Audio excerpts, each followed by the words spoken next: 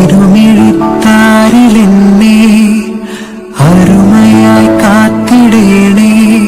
ഇരുളിൽ എനിക്കു തിരുനാളമായണയണേ. സെപ്റ്റംബർ മാസത്തിലേക്ക് പ്രവേശിക്കുമ്പോൾ ക്രൈസ്തവരായ നാം എല്ലാവരും പരിശുദ്ധ കന്യകാമറിയത്തിന്റെ ജനനത്തിരുനാളിന്റെ സന്തോഷത്തിലാണ്.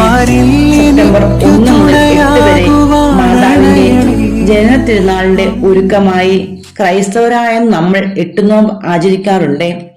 കത്തോലിക്ക സഭ വിശ്വാസികളുടെ ആത്മീയ ജീവിതത്തെ നയിക്കുന്ന നിരവധി ആചാരങ്ങളുടെയും പാരമ്പര്യങ്ങളുടെയും ഒരു പരമ്പരയുണ്ട്.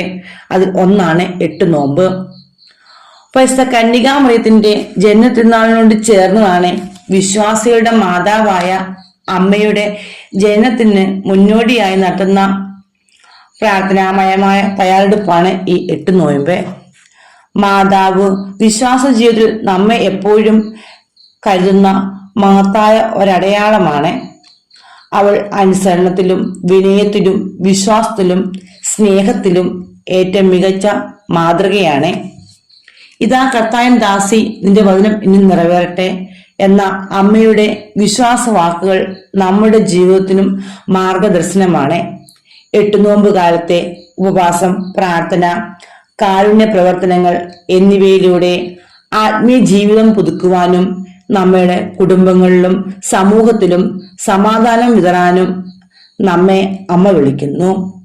അമ്മയുടെ ഇടപെടൽ വിശ്വാസം വെച്ചാൽ നമ്മുടെയൊക്കെ ജീവിതം ദൈവ അനുഗ്രഹത്താൽ നിറഞ്ഞതായിരിക്കും.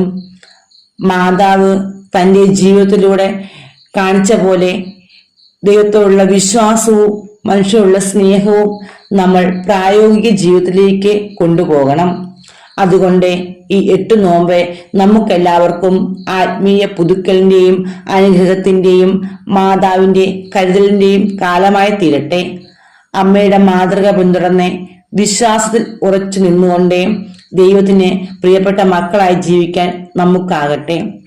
എല്ലാവർക്കും പരിശുദ്ധ ദൈവമാതാവിന്റെ ജനനത്തിരുനാളിന്റെ മംഗളങ്ങൾ നേരുന്നു. അരുമയായി കാത്തിടേണേ. ഇരുളിൽ എനിക്കു തിരുനാളമായണയണേ.